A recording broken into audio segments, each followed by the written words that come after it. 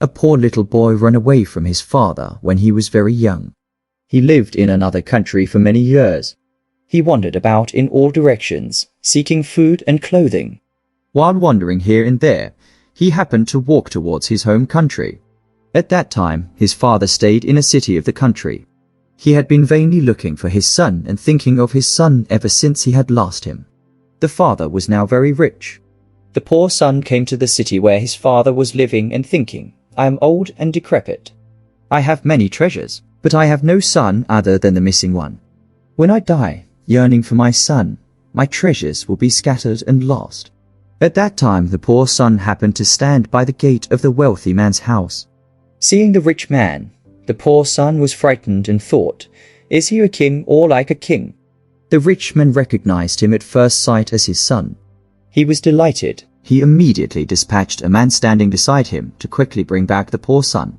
The messenger ran up to the poor son and caught him, but the poor son was frightened and cried, "I have done nothing wrong. Why do you catch me?" The messenger pulled him by force. The poor son thought, "I am caught, though I am not guilty. I shall be killed." More and more frightened, the poor son fainted and fell to the ground. Seeing all this in the distance, the father said to the messenger, "Drop that. Do not bring him forcibly. Pour cold water on his face to awaken him."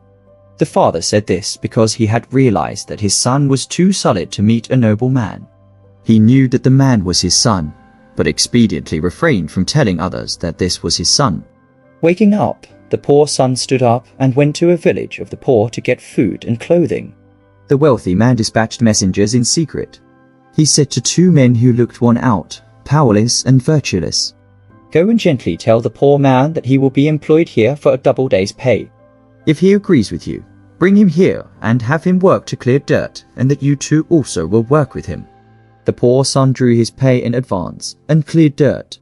Seeing him, the father had compassion towards him and took of his necklace, his garment, and other ornaments. He put on tattered and dirty clothing. He came to the workers and said, "Work hard. Do not be lazy." And noting this poor man working hard, the father told him, "Do not hesitate to take trays, rice, flour, salt and vinegar, as much as you need. Make yourself comfortable." Years later, the rich man gave him a name and called him son. The son was glad to be treated kindly, but still thought that he was a humble employee. Still more years passed. After that, the father and the son trusted each other. Now the son felt no hesitation in entering the house of his father, but still lodged in his old place. Now the rich man became ill. After a while, the father noticed that his son had become more at ease and peaceful, that he wanted to improve himself, and that he felt ashamed of the thought that he was base and mean. The moment of death for the father drew near. The father told his son to call in his relatives, the king, ministers, and members of his household.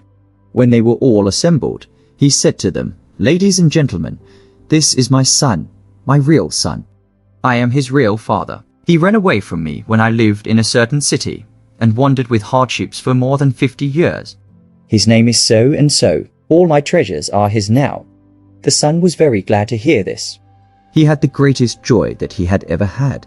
He thought, "I never dreamed of having this store of treasures myself. It has come to me unexpectedly." The wealthy man is the eternal Buddha, while the poor son is ourselves who do not realize that we are Buddha's children. We often ask Buddha, "Give me this. Give me that." It is a stage of being outlandish, so to speak. However, if we put forth effort without giving up, we will be given precious Buddhahood.